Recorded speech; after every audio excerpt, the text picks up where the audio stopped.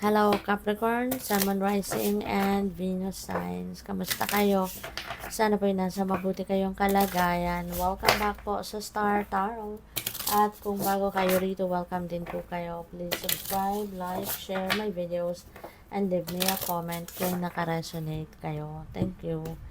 First message ni Capricorn ay right use of power.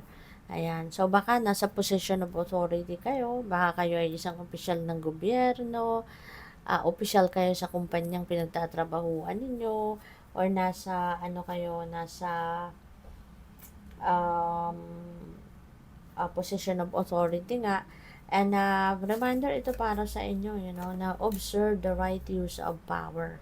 Okay? Yung tama lang, yung sakto lang, yung fair lang, yung ganon, no? At hindi mga abuso ng posisyon, yung ganon. So, we also have Metox, repairing the body, mind, and spirit. This is what you really need right now as well. Kaya nare-remind kayo na it's about time na for you to engage in Metox para maging maayos ang inyong pakiramdam, ang katawan ninyo, physical body, makapag-replenish kayo ng lost energy, maging kalmado kayo, maging matahimik, 'di ba? Ang isip ninyo wala nang mga mind chatter, yung gano'n, no? Yung makapag-relax kayo. This is what you really need right now, okay? So, what else? We have radical acceptance.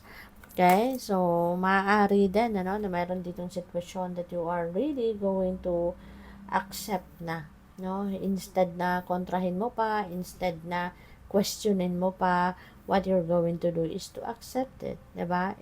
Accept as is, 'di ba?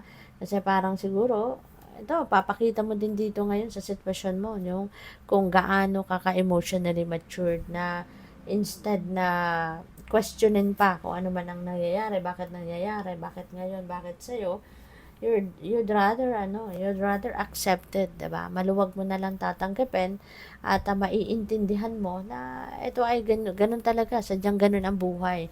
May mga bagay na hindi natin kontrolado, may mga bagay na mangyayari na hindi natin sukat akalain, 'di ba? Yung mga ganun ba?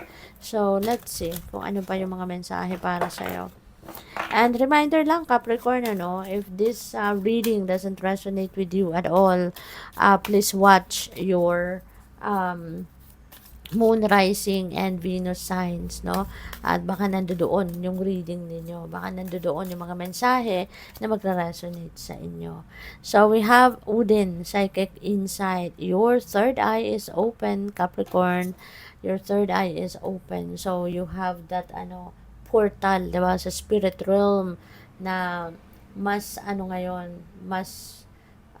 malakas din ngayon yung inyong receptivity, diba, sa mga mensahe coming from the divine. May mga divine guidance, divine nudges, no, intuitive nudges and messages that are coming your way. Kaya pay attention to that, no, kasi ginagabayan ka ng universe. See truth for what is and follow your intuition. And speaking of intuition, diba? So make sure, no, na makikinig ka sa inyong intuition because for sure there are divine guidance, no, na nandiyan dyan at pinapadala sa inyo ng divine universe.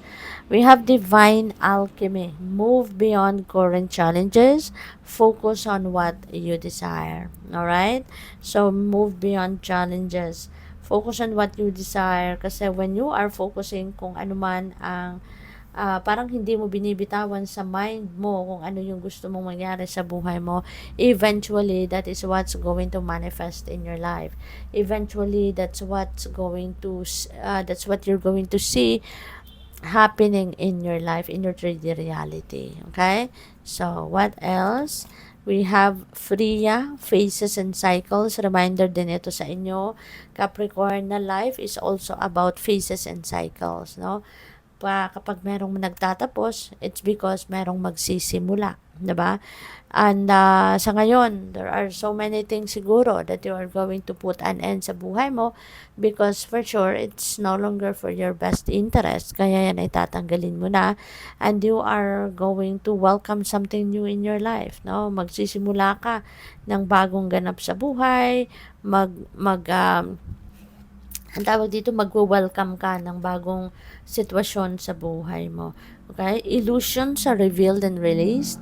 Kung ano man itong mga akala mo, no? May mga bagay na inaakala ka na hindi na na madidiscover mo ngayon na hindi pala yun ang totoo, no? So that's good kasi you will be easily releasing that, no? Hindi ka na siguro magtataka, hindi ka na magke-question, you're just going to accept it na, okay, yun pala ang akala ko mali. 'Di ba? So the truth is here, then okay. 'Di ba? Thank you kasi kahit papaano na-correct, no, kung ano man yung mali ninyong akala. So that's really maturity there, no? We have Master Jesus. Why? Wow. So, Master Jesus, this is Papa Jesus, diba? Sabi dito, you are on the path of light, love, and forgiveness, no? Father, healing is possible at this time as well. So, kung meron man kayong mga sitwasyon that needs healing, ayan. So, nandito na ang ating Master Healer, si Master Jesus, diba? And going to heal, no, your situation. Kung iyan man ay physical ailments, mga physical discomfort, this is also the time na mararamdaman din ninyo, no, yung kanyang healing energy. Kaya napakaganda. For others of you as well, no, forgiveness, para makapagsimula kayo ng inyong healing, lalo-lalo na sa emotional aspect ng buhay ninyo. Siguro sa ngayon, you are also going to be willing to forgive na those people that have hurt you, regardless kung humingi sila ng tulong sa'yo or hindi. Diba? You are ready to forgive them so that you'd be able to move on with your life and start a new chapter, no? So good luck. Thank you for watching. Love and light. Namaste.